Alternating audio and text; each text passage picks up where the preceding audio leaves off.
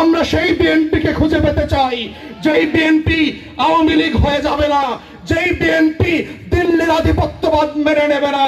তাই আমার তরুণ বন্ধুদেরকে বলতে চাই, লাল কার্ডটা কাকে দেখাতে হবে সেইটা বোঝার বুদ্ধি আপনাদের হয় নাই। আপনার দল যারা বিক্রি করে দিচ্ছে সংবিধানের নামে, সংসদের সামনে গিয়ে ওদেরকে লাল কার্ড দেখান।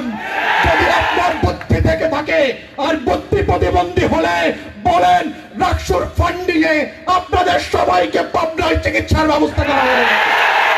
অতএব প্রিয় উপস্থিতি, আমাদের বক্তব্য খুব পরিষ্কার। কোন দলের বিরুদ্ধে আমরা রাজনীতি করতে আসি নাই। জুলাই সনদ কোন দলকে সামনে নিয়ে হয় নাই।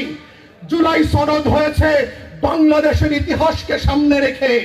জুলাই সনদ হয়েছে বাংলাদেশে ফ্যাসিবাদ বিরোধী আন্দোলনকে সামনে রেখে। জুলাই সনদ হয়েছে গত 20 বছরের গণতন্ত্রের পক্ষে শক্তির লড়াই সংগ্রামকে সামনে রেখে।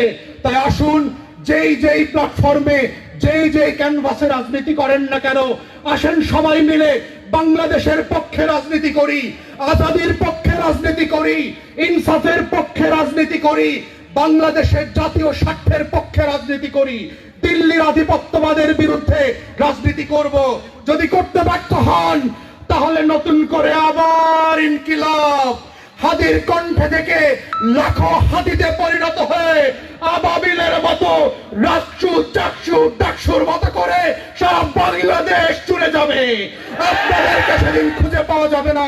আসেন, সেই রাত থেকে বাঁচার জন্য নতুন করে বাংলাদেশ পন্থী রাজনীতি করি, বাংলাদেশের জনগণের জন্য করি, আমার লাল সবুজের পতাকার জন্য করি। সেই লড়াইতে আমার তরুণদেরকে থাকবার এবং লড়াই করবার আহ্বান জানিয়ে আমার বক্তব্য এখানে শেষ করছি। সবাইকে অসংখ্য ধন্যবাদ। আসসালামু আলাইকুম।